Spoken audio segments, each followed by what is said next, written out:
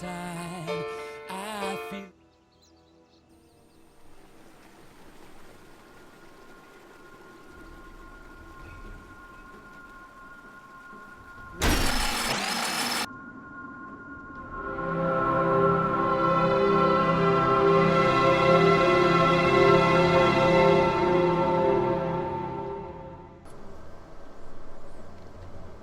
Hello and welcome, ladies and gentlemen, to a Beyond the Summit presentation. We're going to be bringing you guys a game between Orange Esports and Rising Stars. These two teams have been shaping up really strong throughout the AMD Premier League. We are now in the quarterfinals best-of-3 series, and this is going to be Game 2. The first game going the way of course, Rising Stars there. Just really strong play by Zautuji on the anti-mage, and just really good movement from the team as a whole. So now we are looking on into what's going on for Orange, what's going on through their head, how they're going to bounce back from this. They took a pretty big loss with the fact that they could not shut down AM whatsoever, and the fun ended very quickly. So now trying to bounce back, look for a 1-1 equalizer. We'll see what they bring to the table here. Either way, great game to start off, and we'll see what is in store for us coming up next. Thank you guys so much for tuning on in. This is Blaze, and I'm here with Skim, my co-caster. How's it going, man? Hey man, thanks for once again having me. And yeah, you mentioned it, Orange kind of put themselves on the clock with this Juggernaut and Lone Druid pick. Didn't really apply as much pressure, but this is a different draft, this is a different game, and we see a lifestealer for Rising Stars. So. Oh yeah, that making through the draft is amazing right now. I think Orange was prepared for it though. They banned out the Dragon Knight knowing that they wouldn't get the lifestealer first pick. They were okay to hand that away because they pick up immediately the Shadow Demon and the Queen of Pain. Now the Queen of Pain, in my opinion, isn't the best against the lifestealer. I mean, obviously she's fully magic oriented, but if she gets an Orchid or something, she will be able to screw him over by negating his rage potential. Speaking of, the Shadow Demon ultimate, Demonic Purge, will pierce on through that rage and make sure that he's slowed to a crawl. Shambling along like a George Romero zombie. He's going to be just not able to stay on target, generally speaking, and that's going to be the main intention there. So big things are Shadow Demon hitting 6 and potentially Queen of Pain picking up some kind of disable, an Orchid, a Scythe, anything to make sure Lifestealer is vulnerable and can be focused down a little bit there. Either way, they're prepared for this draft, and we'll see what Rising Stars answers back with.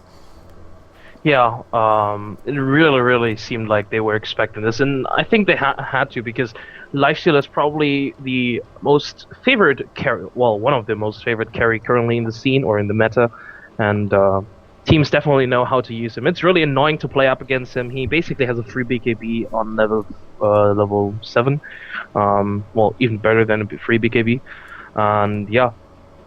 But as you mentioned, as soon as the Queen of Pain picks an Orchid or a Scythe of Vice, there are possibilities to shut down this Lifestealer. Even if he gets the Rage off after it goes out, you can sheep or silence him and he's food. Because even though he is quite tanky, the additional damage from the Orchid and, well, couple it up with the Queen of Pain burst damage from the ultimate and the Scream, yeah, that's some nice burst damage. Absolutely. So this will be interesting how this plays on out. Honestly, Rising Stars, knowing that they don't have the Shadow Demon option available, they have to decide exactly how they want to actually draft this up to protect him and set him up, because they know he's going to be slowed, they know he's going to be locked down a little bit mid-game. They're going to follow this up with a couple of really solid picks that slipped on through. The Darkseer and the Clockwork, both amazing initiators, both very high potential as far as screwing over specific people, just kind of picking them off either with the hookshot and battery assault cogs, or maybe going in for that kind of wombo combo AoE type style with the Darkseer. Either way, the question is how they lane it. Obviously they can put either the Clockwork or the Darkseer on the off lane or on the mid lane. You could also see Darkseer in the jungle, and we have seen supportive Clockwork as well, so that could work with the Lifestealer. One way or another, I think these are two kind of counter picks in a sense, because the Darkseer would be extremely powerful to go with the Queen of Pain, vacuuming into a Sonic Wave Scream, as well as the fact that the Surge is really frustrating for Lifestealer, because that open wounds won't really do much at all. So that's good. They kind of take that out so that Orange doesn't have that option, and the same thing is with the Clockwork. The Clockwork is great to pick off the Lifestealer, goes in for that hook shot, locks him in with cogs, cages the beast, and just pops off a Force Staff or a Ghost Scepter, and suddenly Lifestealer can't do too much at all.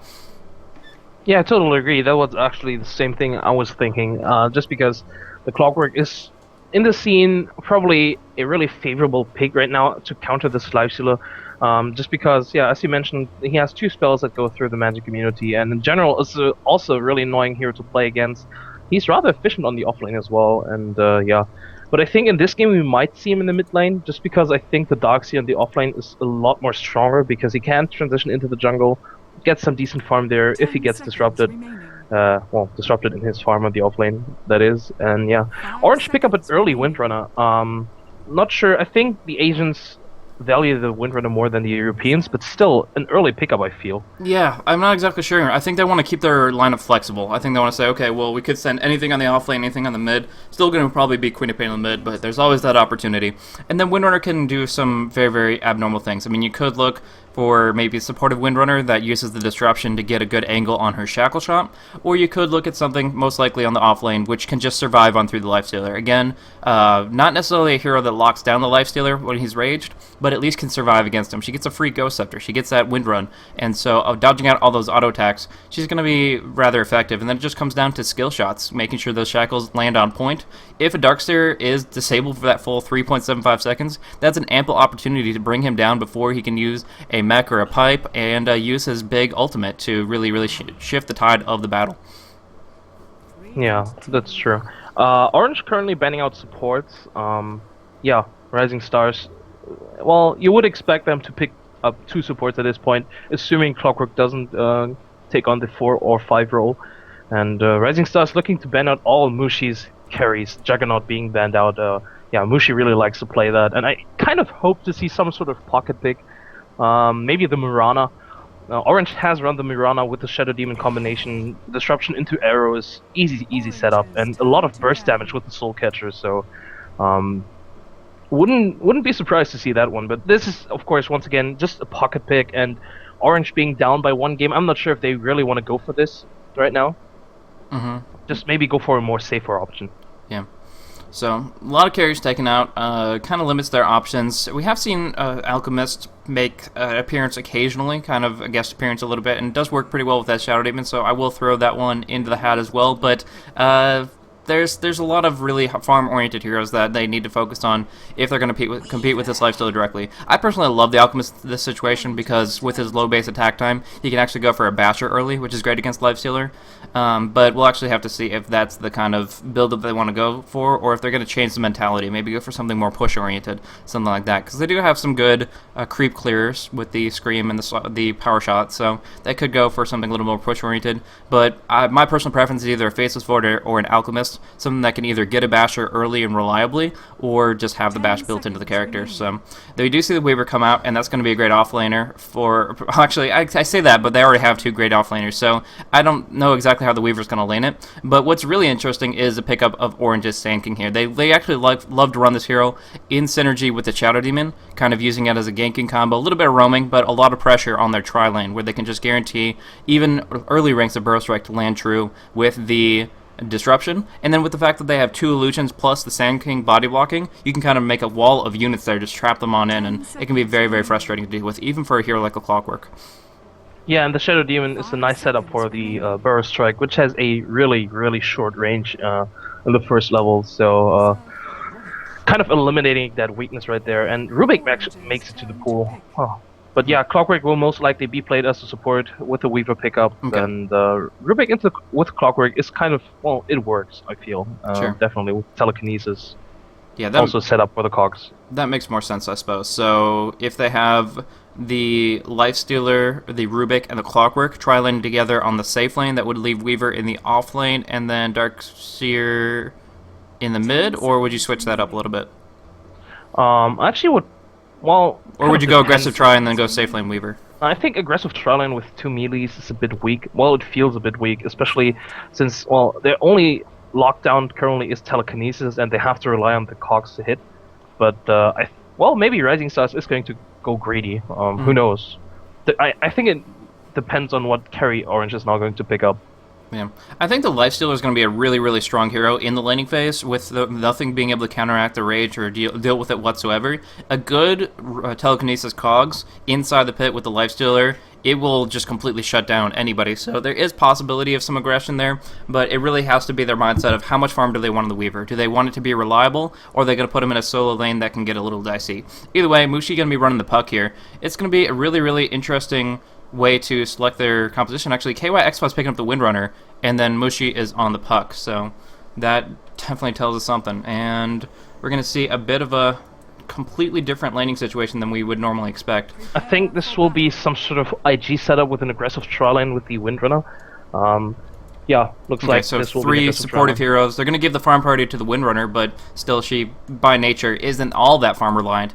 Ohio will be happy to pick it up, but it's actually going to be pretty interesting how they synergize these three heroes together to try to go for as much damage output as possible. Either way, it's currently XDD making his way towards that bot lane, whereas Mofi is on the top on the clockwork, so looks like R-Stars is going to be putting up that offlane clock and jungle Darkseer, which means that the bot lane of Lifestealer and Rubik is going to be rather weak. They expect to be up against 2 versus 1, up against a Windrunner most likely, but they're going to probably have to be forced into a lane switching position with the fact that Orange is putting up so much pressure right here.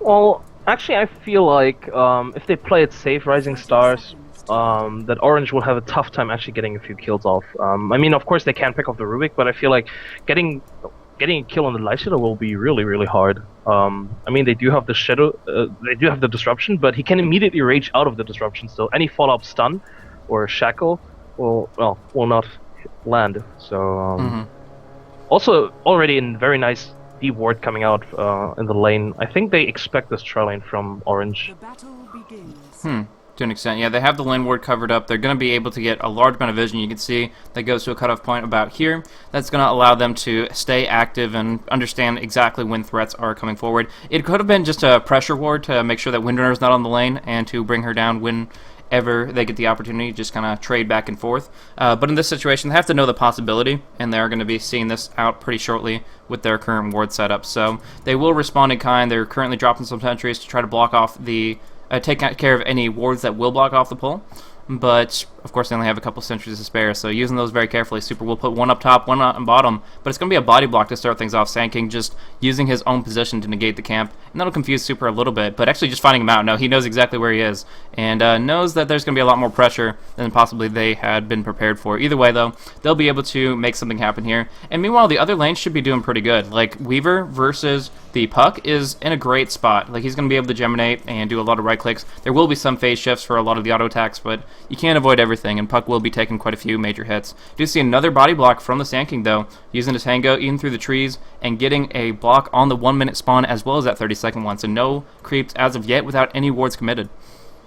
Yeah, and if they drop a sentry, then Rising Stars will have no way of actually getting a pull camp here off, unless they buy a second set of sentries, because they committed 2 sentries already, which I find a bit, well, I think they could have waited on it, but yeah. Seemed almost desperate. They really, really wanted this pull to work for them so they could take away some of the experience of this tri-lane, because honestly, Sand King with low level isn't going to be able to do too much, and you can kind of say the same for that Windrunner. So that's kind of what they're looking for there, is trying to do the pulls stacked up as much as possible so the lane creeps are taken out immediately. And yeah, that could put them in a much more favorable position, but at least for right now, it has been taken care of, and Axe will not let this go. He's going to block every single spawn through the first 3 minutes of the game, it looks like anyways. On the other lanes, we do see Mushi is going to be able to look for the rune on bottom that is a regeneration. Pretty well covered up by the positioning of Annette and X, at least for the moment. But it's going to be Super trying to go for a little bit of telekinesis action to disrupt Mushi. He will go for the orb, though, and will jaunt to it. Unfortunately, it is denied by Super with a nice A-click. So Mushi wasting a lot of mana, wasting a lot of time, and that helps out Air substantially, as now his bottle is up in action, and he's going to bottle crow it up in just a moment, or bottle frog it, in a way. Yeah, Mushi also just gets his bottle, but I think Air is doing a really, really good job at keeping him. Oh, yeah, even though Swarm hits, and he might actually go for this kill. He does have Shikuchi, and yeah, big damage come in, and it should be a kill. That should be first blood right here. Good movement from him. He knew how low he was, and most importantly, he knew how little mana he had. Using that last orb, he had absolutely nothing to work with here. The bottle was en route, but actually not providing anything. So that, yeah, was really, really unfortunate for Mushi on the lane. We do see that XDD is doing a little bit of action in the jungle and took a few too many hits, so he's going to go back to base, bottle, pick up a salve, and be raring to go to pretty much stay in the jungle for the next 3 minutes. But yeah, that action on the mid lane, that usage of all his abilities has really, really put Mushi behind, and he can dive underneath the tower and make plays like that because of the fact that his invis disjoints it. So as long as he controls his distance from it very, very effectively, he is going to be able to just obliterate Mushi in this lane. I mean, he's got an advantage already. He's level 5 versus level 3, and we can see another Shikuchi coming on in, so that harassment's going to come on through. Swarm comes out again. He's going to be able to jaunt to safety, but it's going to hurt a lot. So yeah, Mushi is on out of there. He's diving again. The armor is being penetrated very, very quickly. Nice silence, but not enough to actually survive. He is going to get rid of the beetle. Will Air be able to finish this off? There is going to be an orb can go out the other direction to try to turn things around, but Air is just going to head on out. Mushi sending out a spell, but not really connecting. Either way, the courier will bring him back his bottle in a moment, but for right now, Air has forced every single card he had and laid it out on the table, unfortunately not coming out on top. That was really nice play by Mushi there, the silence. Oh, down the bottom, Ohio taking a lot of hits here with the Iron Shell. There is going to be the wind run. There is also a Burrow Strike to peel him off, but the Telekinesis pulls him right back on in, and he is going to drop down. One more right click, all they need. They do certainly get it, and Net's in a bad spot. What is he doing here? Does actually have enough HP to fall back from here, but yeah, he has to watch himself as well because he's a pretty squishy hero. I mean, he only has 3 armor and not so much on the HP, so they lost the Windrunner. They lost, of course, that first blood on the mid lane, and nothing seems to be working out for them right now. Nice rotation coming out from the Darkseer. You don't usually see it this early on, a Darkseer, a jungling Darkseer to actually come out and rotate for a kill, but the Iron Shell and I assume a Surge was really necessary to get the kill on the Windrunner, so yeah, nice rotation coming out. And he's going, well, this greedy lineup from Rising Stars, because they practically have 4 heroes that are getting farmed. Yeah. It seems to be working out. I mean, of course, the top lane is getting really demolished. Yeah. I can't put it otherwise, because KYXY is farming so well on this lane. He's sitting on 15 denies. But still, Clockwork's getting all the XP, and, or, well, most of the XP anyway. And I think if there's a good rotation coming out, this could work well. I think as soon as Clockwork hits level 6, he might, well, he should maybe rotate to the bottom lane, get a kill off, and maybe apply a bit of pressure to the tower. Yeah. Yeah, right now, the only lane that's kind of not going so well for Rising Stars is that on the top, and in general, it still seems like Clockwork is holding a lot of the line. He will find his level 6 at a relatively good time. It's just that he is having some issues in the fact that Queen of Pain, comparatively speaking, has so much more lane presence and can last hit amazingly well. As far as right now, we haven't seen too much kill action coming out of this tri-lane, so not so effective with the Sand King, Shadow Demon, Windrunner, not nearly as much as they would intend to be with this kind of composition. It is, however, delaying the farm of the Lifestealer a little bit here. He's only gotten 24 CS to Ohio's 30, so he is definitely behind schedule. He's not going to go for a Midas or anything, more so looking for an armlet. Actually, Corey in a bad spot. Ew, that could have been pretty bad, but instead Air goes deep, is going to go for the kill on the puck, but with that Beetle expiring and him just jaunting away back to the tower's safety, he's going to be very well set up shop, very, very comfortable there. Yeah, and yeah, as you mentioned, this tri-lane from Orange, not effective. I would have loved to see some sort of rotation coming out, maybe even smoke up so far into the top lane to get a kill on the Clockwork, but, or, well, at least try something, because the only thing they've really done is blocking this pull count. And, I mean, they were efficient in it, but, not worth it. Yeah. We do see Air in a bit of a rough patch. He does have his ultimate available, but now actually losing mana here. He's not going to be able to get it off unless he Magic 6 out, but we do see counter gank coming out through XCD doing a lot of damage here. Mushi will be able to jaunt away, but the Shadow Demon is in a rough spot, and with the Iron Shell, with that Shikuchi, going to be able to bring him down as well. Good movement from Air, picks off another kill, and that was a 3 versus 1 initially, but a good rotation from Darkseer allows them to get a kill in favor of Rising Stars, and this just looks really bad for Orange. Yeah, once again, really good rotation from XDD. Again, you don't really see it that often that a Darkseer this early on rotates without any significant item on him. He doesn't even, well, he's not even close to his mech, so, but still, very clutch movement. Got a kill, saved his carry, well, his mid hero, and yeah. Getting some farm in the mid lane as well. Yeah, it's really the big difference between a good Darkseer player and a great one is their kind of relevance in the early stages of the game, because any Darkseer player can find farm and get his vacuum and wall up to relevant levels if he doesn't want to participate in the game itself. Actually, yeah, KYXY does dodge out the hookshot with the blink, but Air's going to go underneath the tower. Is enough damage before the TP comes out. They do get the right click, so Air will survive, and not only survive, but get the kill, sorry. And, yeah, be in a great spot. Again, they have to worry about this courier a little bit. I didn't even know couriers could use bottle, but there you go. Anyways, but yeah, no, they're in a dominating position. Air is all over the map, and right now, as far as detection goes, they have absolutely nothing. So they have very limited opportunity to actually bring down the Weaver. And they have the 1 sentry ward in the mid lane, and that's pretty much it. And it makes it more and more difficult for them. We do see Arcane Boots picked up for the Darkseer here, and he's going to be more and more relevant. Again, a great Darkseer player will have a big impact on the earlier stages of the game before he has that level 3 in vacuum, before he has the wall replica up. When he comes around just kind of moving with his Iron Shell, helping out allies here and there if he's in the jungle, that really, really changes the state of the game. And we do see him moving a really cool play with the Invis Rune. Unfortunately, he might be spotted out by that sentry. I'm not sure as far as Dire Vision. Yeah, they have the Observer up now. They know XCD is coming on up. but he's just kind of doing what he can to screw things over. Iron Shell and Invis active can be very, very frustrating if you're not prepared for it. He might try to look at Mushi, yeah. Yeah, trying to go on top of him. He has Dream Coil, so they can't dive onto the tower. If they dive onto the tower, the Dream Coil will come on through, and they will get some defensive TPs to help him out here. As far as who has those available, it's actually just the Windrunner. So we'll see if Ogre or Ohio is going to be able to rotate effectively. But for right now, the pressure is on in the mid lane, and they're just waiting for an opportunity. Yeah, and I talked about how last game their lineup kind of put themselves on a clock. I think this game is even worse because they have really 3 mid-game oriented heroes with a Puck, Queen of Pain, and Windrunner. I mean, of course, they could scale very well, but into the late game. But I think they really need a good time in the mid game to do so, and it doesn't really look like it. And they might get a kill on XDD though. Yeah, absolutely will. This is a terrible place for him. Like, they just perfectly smoked on in. They knew exactly where he would be in general. They saw him move north with the Observer while the Sentry was still active, and they just immediately counter-ganked that. Were able to find him in a very, very ballsy position, just assuming that they didn't have enough vision, but with the usage of both Sentry and Observers on the lane, that set them up for their first kill on the board. So that's going to help them out quite a bit. But they're still comparatively extremely far behind. We look at the gold graph, and they're looking at 1250 as far as gold advantage for Rising Stars, and then almost 4,500 for experience. So definitely really, really good experience spread, and that translates into a lot of good levels. 3 level 8 heroes versus 2, and then the level 7 Darkseer outstretches that of the 6 Windrunner and the level 4 supports. So I think KYXY made a big mistake while buying items. Unless he's going for a Necrobook, I think he wanted the Robe of Magi for maybe an Orchid, but now he's sitting on a Belt of Strength instead. I mean, it could be the Necronomicon. I don't see. Yeah, maybe. I don't know.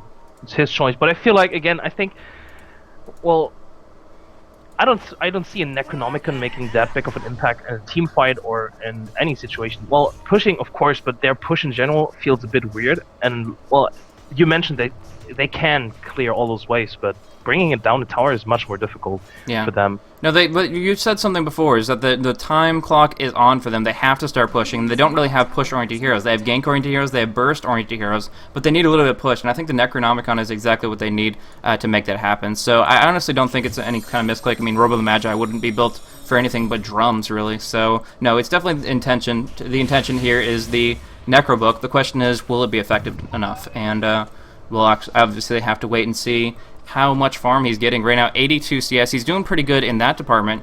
It will be well-timed as far as the Necronomicon, but it has to be well-microed and well-used to actually bring some damage down. Zautucci maybe looking for an opportunity on Ohio. The rank 2 wind run makes it very, very difficult, though, and in the end, she's just going to be farming up nicely on the bot lane. Lifestealer happy to farm up very, very comfortably down here. He's kind of going for a race car lifestealer build, going for the Drums of Endurance, the Phase Boots, and he's just able to cruise on through very, very quickly. So, as the one issue I was talking about before, that Demonic Purge is a very limiting factor as far as the lifestealer being a big player in the team fights. But luckily, they have a lot of lockdown, they have the Clockwork Cogs, and so on and so forth, and most importantly, he now has a lot of movement speed baseline with that Phase and Drum combo. Yeah, and yeah, Rising Stars overall looking really well. Oh, could be a big gank up on top. There are 2 TBs come out, but they expected more. They expected to dive. Mofi going in on top of Net, going to be able to bring him down very, very quickly with Iron Shell battery stall, but dies to the Sonic Wave. Beautiful vacuum into the cogs, but it's not enough to bring down Queen of Pain. She blinks away. Dream Coil on 2. Darkseer taking a lot of hits, but has actually a lot to work with here. Orb will go on out. Air really in pursuit to try to bring down Queen of Pain. He doesn't have mana for it. Oh my gosh, he's counting his freaking mana pool from this far away. Air should be able to get this kill with the Urn and the final Shikuchi. Oh, there's that last blink, but it's not enough, and Weaver ulties away, right back into the Sand King, though, and the Orb connects. So, trading the Queen of Pain's life for the Weaver. Very, very confident about his position, just wanted to close in for that Urn. Really, really good movement there. He did get the kill, but the problem was his HP values were so low that once he jumped back into his former position, it was kind of right back into the frying pan. Yeah, it was a bit of... I think it was a bit too greedy.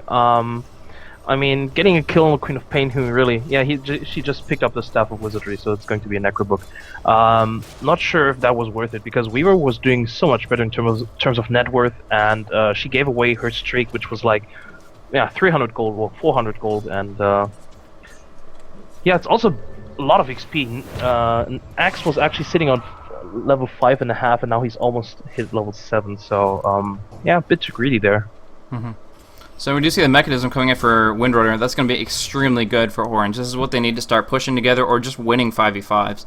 Because if they don't have that HP threshold, you can definitely see that they get burned down way too quickly in the fights. Anybody that gets focused isn't going to last very long. Between Weaver's gradual damage output through Geminate and the Shikushi with the Ion Shells active, they're up for maybe 8 seconds. They live through 2 Geminate attacks, and that's generally going to be it. But this mechanism changes things. They can last a lot longer, they can do a lot more.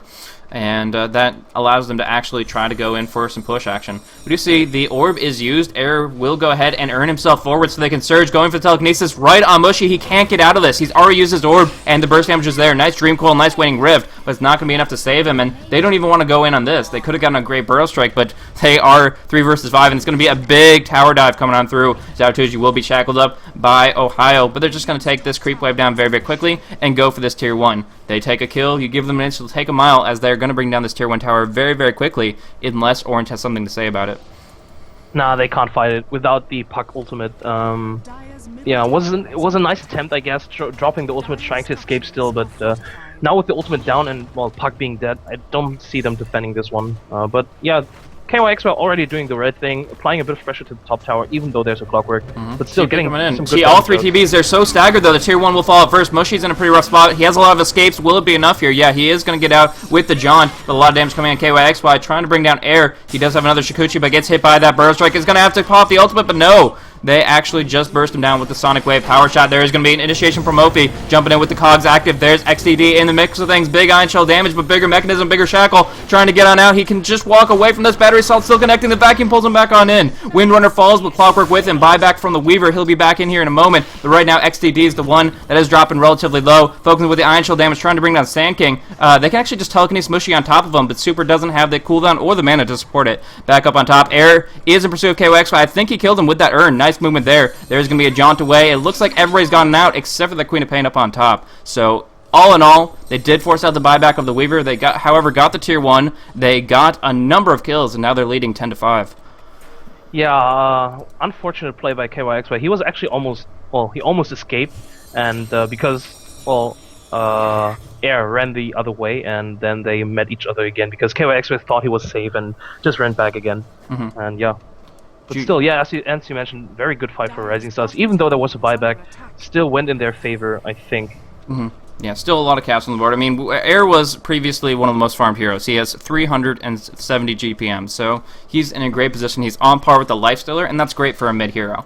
So Air is perfectly happy with how that played on out, even though he did commit the buyback and died a little bit earlier than he intended.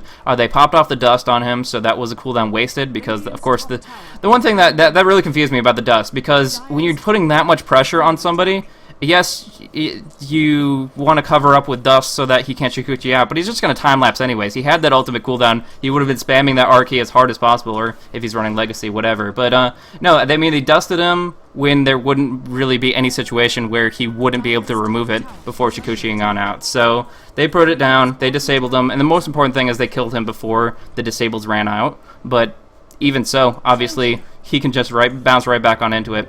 And, actually, a Burrow Strike on Weaver is trying to TP down bottom to try to counter-initiate down here, but it is going to be a tower kill for the Queen of Pain. And now jumping in on top of Mofi. He has the hook shot available. He's going to try to pop it to get a little bit of damage here, and actually might be able to bring down KOXY. The right clicks are there. The Ion Shell damage. Mofi's still up, and Mushy in a rough spot. 3 seconds from now, he can orb jaunt away. They need the Rocket Flare to actually know what's going on, though. Oh, big orb coming out. He's going to jaunt right on top of him, and Mushy picks up a kill on the Clockwork. So they get the tower kill. They trade it. Queen of Pain for Clockwork. In this case, it's a support, but still picking up a very, very nice kill.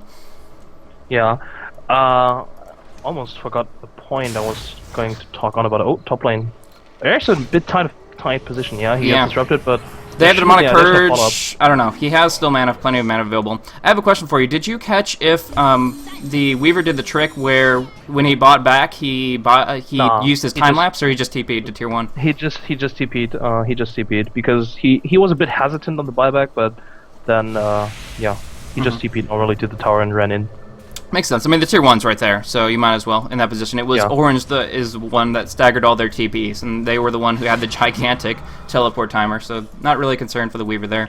But just something to keep in mind. That is a pretty cool trick. For those that don't know, he can time-lapse 4 seconds back in time, or 5 seconds back in time to his previous position, and that does work. If you buy back, you're right back into the fight. But anyways, either way, they do pick off this tier 1 tower down on bot. There's going to be a shackle down onto super, but I don't think that's really their point of initiation just yet. Sand King really can't get a good position. Big vacuum coming on in, and Xiao is right in the mix of things here. There's going to be a clockwork hook, and Cogs coming on through. Big Sonic Wave going across, but Queen of Pain eating Cogs. Going to have to blink away, just barely surviving. Earn Charge would have been enough to bring her down, but instead, the only one to fall is going to be that Shadow Demon, unless we see some pro Rocket Flares, but it looks like KYXY is going to get to the... Oh, the tower! The swarm... Oh, I don't even know. Oh, it's the tower hitting the beetles. I'm an idiot. Anyways, there's going to be the open wounds on the Mushy. He does not have the potential to orb jaunt out. The Blink Dagger's still on cooldown. He will take a fall, so not exactly sure what he thought he was doing there, but as soon as the orb was dropped, he was pretty much screwed. Yep. Yeah, what I was going on about actually is Air. They invested so much in killing him in the previous fight, and they had nothing left. And this is the Big deny. Oh, nice deny. Yeah, this is the huge problem. They really have to commit so much to actually kill this Weaver, and he doesn't even have Lincolns yet. Imagine what happens as soon as he picks up the Lincolns. How are they going to lock him down? They really need some sort of an additional item to lock him down. Orchid, Sheepstick, something like that. Big burst on KYXY, not enough to bring her down, though. Of course, they only have the telekinesis, and they have to use that immediately, essentially. I mean, you could wait until you kind of see the cast animation to try to interrupt it, but you're still playing really, really close to the chest if you're trying to actually get a kill like that. You see some nice dewarding coming out from Orange, trying to gain a little bit more map control. And that was the biggest ward that our Rising Stars had on the map, actually, because this bottom room one, it's relevant, but it's not the end of the world. Whereas that one by the Secret Shop would have given away pretty much all their positioning potential. So it's really good to be able to negate that and get a little bit more vision advantage. We do see surging on in, Zhao Chuji trying to go for a kill, but with a quick little blink, it's going to be Mushi, perfectly fine, hiding in the sanctuary of his base. Did you see in the last fight the telekinesis from the Queen of Pain to the Cogs? Yeah, actually, she took so much damage from those Cogs. Of course, it didn't matter so much, but it forced her to back a lot earlier than she would have preferred. Yeah, that's really nice play, and it's these little things that Rising Stars is doing really, really well. You mentioned also previously the vacuum onto the Cogs. So much damage. Yeah, good move there. Necronomicon popped off. Could be easy kill. Yeah, they invest in it. They go for the right clicks while raised. And KYXY obliterated before our eyes. So much damage coming in. Mushy is going to be able to jaunt up towards the northwest, but it's not going to be enough with the telekinesis to lock him in place here. They do pop off a buyback on the Darkseer. He'll be able to surge back to the front lines. But with this buyback, they have to go for this tier 2 if they're going to make this worthy. I mean, it is picking off the offlane and the mid, so I mean, they do get a decent amount out of it, but they need to make sure they get the tier 2 to make up for the gold loss of the Darkseer. Yeah, but still a fight very well worth it. Also nice play from Orange to focus the Darkseer, because he didn't get his mech off, but of course there was no way to actually follow it up, because there was also, once again, Rising Stars playing really well in locking down those heroes like Puck and Queen of Pain, who are usually very hard to lock down, but yeah, they're making a really good, doing a really good job. Yeah, I mean, the Clockwork Ultimate is a 1.5 second physical stun. They do have the telekinesis, actually not maxed out. Interesting. They kind of opted for a build. It's a combination of the two. It's going for a couple in telekinesis to make it relevant and make it sure that they can go get that lockdown on blink-oriented heroes like the Puck and the Queen of Pain. And then, of course, they also have a little bit in the null field right now. Rubik balancing it out so they don't get bursted too hard by Sonic Waves, Epicenters, and Power Shots, and they can still obviously get the lockdown to play offensively as well. So kind of a defensive, offensive balance. But since I mentioned it, I'm curious what's going on with the Sand King. No Epicenters at all. He literally hasn't found an opportunity for an epicenter, and I kind of feel that that's a little bit of a either positioning error or just really, really good for our stars. Either way, we do see Darkseer in a bad spot, does get coiled up, even popping the Necrobuck, they can force this tier 1, but flanking on behind, they don't have a Darkseer, they don't care, going right on top of them, there's going to be a ton of damage, telekinesis going on top, mana drain from the Sand King, they kill them immediately, and everybody else has to go on the run. KYXY in a rough spot. Are they going to, what is he doing right in this position? They actually seem to want to go. No, there's nothing they can do here. That's what I'm curious about. But just going for a TP, maybe looking for an opportunity, but not finding anything here. And Mushy himself is just going to go and push down on that bot lane a little bit. Rising Stars do have the top lane pushed out, so they could maybe try to look on this tier 2 top. Yeah, it looks like they are. Yeah, you mentioned the Sand King, no epicenter so far. He actually tried to channel it right now, but yeah, it was. Yeah, I mean, there's telekinesis up in the air, though. He can just throw it down right on top of the Sand King. And I guess it's just that range of initiation. He can't rely on just the Burrow Strike to get into these kinds of engagements because there's so many disables flying around. Clockwork with his hook, with his battery assault. If he's nearby, it's a big threat. The vacuums have been extremely on point, and then the telekinesis on top of it all. So, a lot of dangerous things, and it's been a lot of grief for the Sand King. No epis to note just yet. And so, he gets burned down very, very quickly. Tries to spam his Arcade, but really, he should be trying to go for the Burrow Strike and get in a good position to just epi back in. Even though it'll be kind of half-hearted, half the waves will connect, it'll still be better than not getting it off at all. So, a little bit of a mentality paradigm shift, I guess, is required for him to change up his tactics and actually make his presence known on the next team fight. But we'll have to see. Right now, it's just R-Stars. Great positioning, great timing, and now an Orchid on the Lifestealer. It's really, really difficult to get anything like that off. Yeah, and Queen of Pain and Puck are now going to be food for him. There's no way they could. Well, if he catches one out of position, it's an immediate kill, just because they don't have that many items. Well, actually, if you silence him, he's... Yeah, but he can just blink away the second you pop the Orchid. There's no way a Lifestealer by alone will be in range to deal damage to put it on cooldown. That's true, that's true. That's true. So, it's just the way you phrase it. You said it's solo gank. If he gets even a Rocket Flare on top of it, then maybe there's a possibility. But it's just alone, he won't be able to actually get in range to put the blink. But he doesn't need to be alone. He's perfectly fine to fight with the team. He's not playing like a Clinks. He's playing like a very meaty, frontline, tanky carry, and that's exactly what he is. So, accomplishing a lot here. He's going to get the Aegis up for either the Weaver, if you really, really want an unkillable little bug, or they can just put it on the Lifestealer since he's dishing out a ton of damage, and he'll be a pretty good pick for as well. So, or trying to maybe snipe up the Aegis, but the timing isn't right, and they do just mech up, give the Aegis to the Lifestealer, and he's going to be a very substantial force to be reckoned with. Going on, getting infested inside the Weaver. Great position here. I kind of like the Clockwork personally for the hookshot potential, but if it misses, then you kind of put all your eggs in one basket there. Either way, they are ready to rumble. It looks like they want to siege high ground here. Yeah, but nice entry as well, so they would have seen the Weaver coming in anyway, and the tower, of course, but... Yeah, a little bit of extra range of vision never hurts, though. It does expand their potential to see the Shikuchi coming a little bit faster, and that's going to be pretty relevant. Oh, speaking of relevant, Blink Dagger up on Rubik, so that's going to be a pretty big threat. I can almost imagine Super waiting for the channel of the Epicenter, stealing it and telekinesing it, and then walking away and going for an Epi Blink. It could be really, really powerful, but especially with the vacuum. But anyways...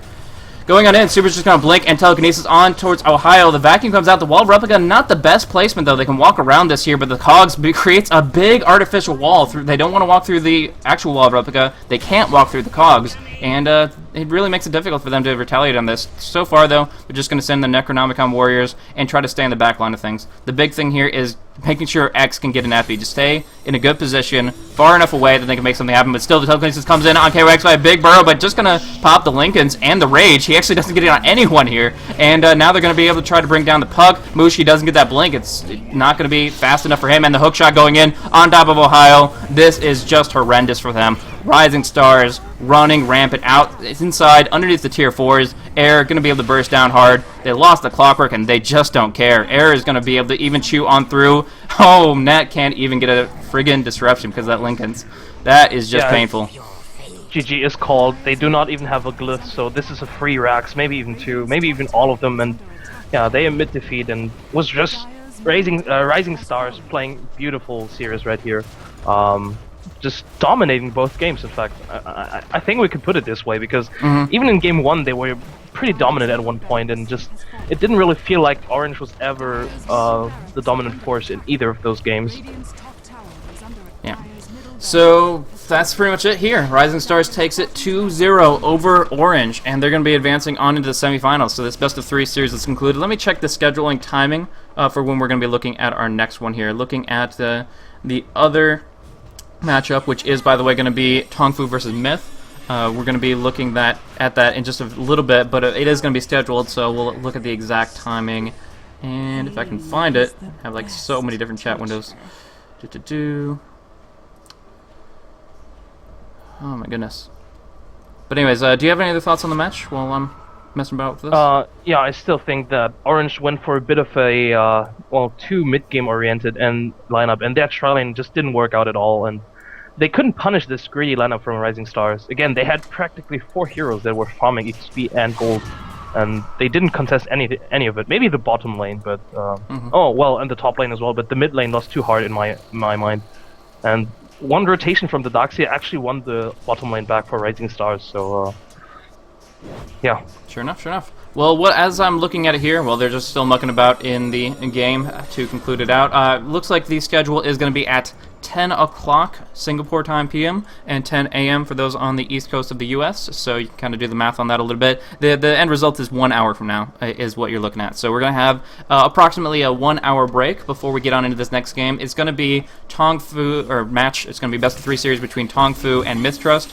And it should be a pretty awesome series. Both of them obviously earning their position, accomplishing a lot, and just being very, very effective in their previous series. Like I've cast a little bit back and forth with them as well, and yeah, they are looking strong. So this is really, really good. I can't imagine some better teams to actually make it this far. So this is what we're going to be looking at: a best of 3 series between Tongfu and Mistrust that will be in exactly 1 hour is when it's scheduled. So we'll see how close we can get to scheduled time on that, but hopefully you will be able to join us for that as well. I might be switching up the co-commentators, but I've been happy to have you on, Skim. Yeah, I'm glad to be on here. It was a really, well, nice experience. Both teams, you don't usually get to see, well, this nice of a game series from both sides, actually. I mean, Orange had some sort of, well, rough patch, I want to say, but still they put up a good performance as well. Yeah. So, want to congratulate them on that. Yeah, I think a lot of it was down to timing issues. They really needed to force the issue harder in both of their series, and they didn't really have the window to do so because they lost the early game with a lineup that wasn't designed to lose the early game. And that's the problem. And when they're not controlling at least 2 out of 3 lanes with the lineups that they built up, then suddenly they're having a lot of problems. With the Lone Druid getting so stifled at the beginning of the last one, and in this situation not getting the team fights they needed. I mean, they had the greatest potential for that super wombo combo. You get the Dream Coil Waning Rift with the Sonic Wave Scream. You get the 8% of the Burrow Strike. Ideally, it's amazing. But in this situation, it never clicked. It never did. And so the kills on the board, they only have 10 total throughout this 30-minute game. It's just they never really got those opportunities. They never got the Blink Dagger up on Sand King, and they really were limited in their potential. So all in all, well played to Rising Stars. They will advance to that semifinal round, which will be covered tomorrow. But that is going to be it for this series here. So hopefully you guys enjoyed. This has been the AMD Premier League with Dota Talk and Beyond the Summit. I myself am Blaze, and this is Skim. Real quick, do you want to give any shoutouts or plug anything like your Twitter and all that? Shout out to Maruna from GGNet, and yeah, you can follow me on Twitter under Skim Gaming. Sure enough, sure enough. And I myself am Blaze. You can check me out at twitter.com/blazecasting if you enjoyed the commentary. And I believe I will be covering up the next Best of 3 series in just an hour with Lysander Sonora, which is another guy that covers up a lot of the BTS2 content. So that'll be an interesting co-cast experience. But hopefully you guys enjoyed this game here. Rising Stars versus Orange. In the end, 2-0 in favor of Rising Stars. Well played to them. And you guys have a good one until then.